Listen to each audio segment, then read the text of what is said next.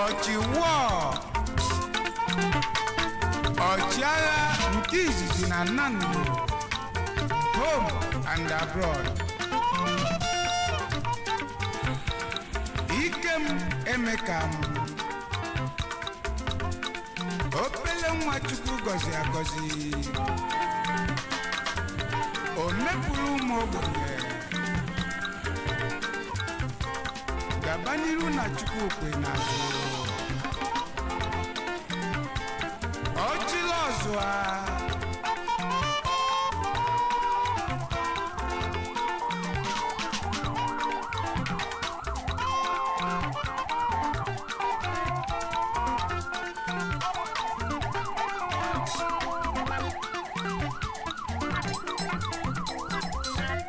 abụbe eji fefe ogosili nekwu dena kpọlụnụ ma kpọnụ mwechebezie nekwu na nkwa mmụta mgbede amana ndị egwu mụ hijere anyị abatanụ na mgbede obidozie n'ụsụba n'ụsụ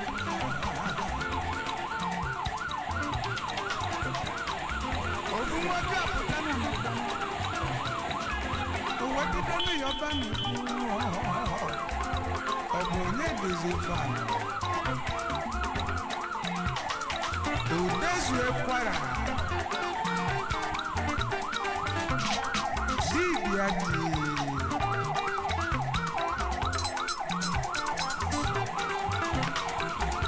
asị na onye na-eso ka ọ na-ekiri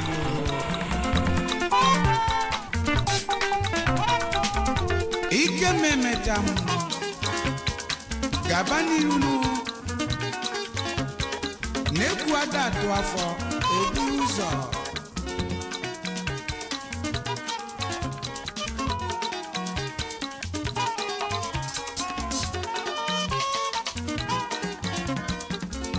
anasazi ochere na nkịtị nụ ochere ebukanụ onye ụwa kwadola akwado n'ụlọ obodo kwụghị n'azụ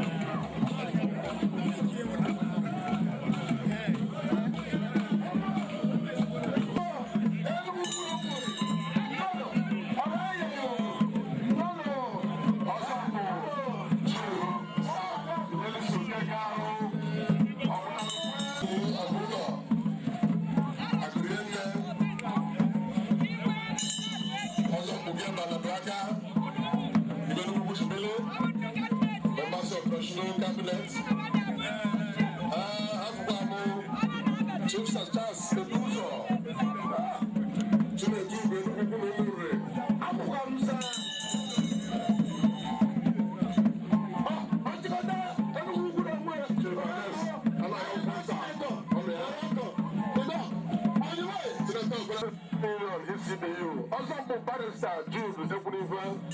Also, Bokwasi Ekwunife. As I'm always on now, all the cabinet in the procession. Abba! I'm going to say, what you do with the line? Abba! Oh, come on. Then we go. If I'm a Prime Minister, the President will go. He will go. Abba, one. Okay, no.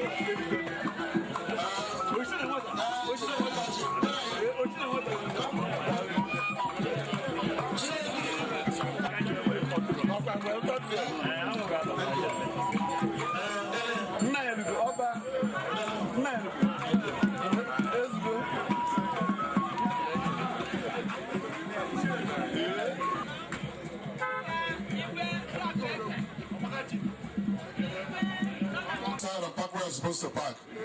We will permit you to drop the Oga at the top where you're supposed to drop the Oga. Then proceed and park very well, please. We don't want cars to crowd this arena, otherwise it will disturb us, particularly when the Igwe will come out to start performing traditional functions. You got my young Bundi Oga, I drop right here, Autono Moto, Timothy Ebo Possibility here. Members of the whole cabinet, I know soon no. of members of Traditional Council. Yes.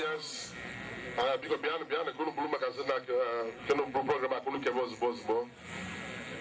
Yes. Thank you very much.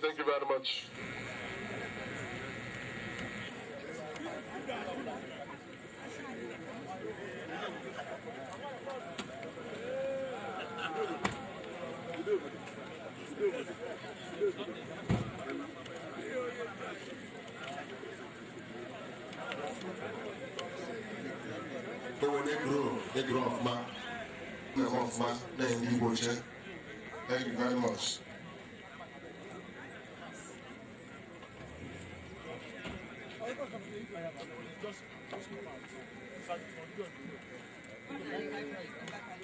For example, there is a Fedaro that will go to Memorial. It's also a national patron of this city.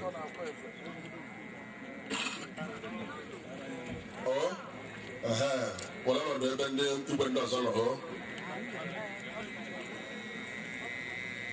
Iwe Arayalugo, Abatago, Iwe Arayalugo, Nobeledu, Iwe Nao,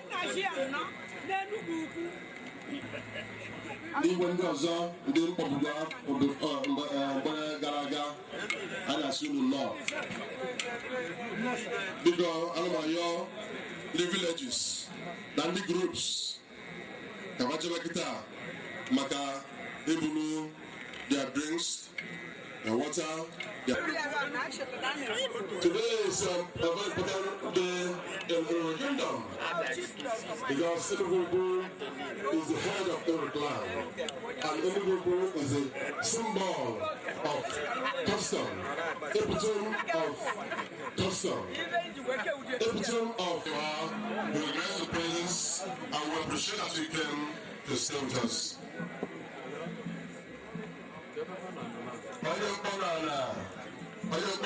People, Igwe Abatawago, Igwe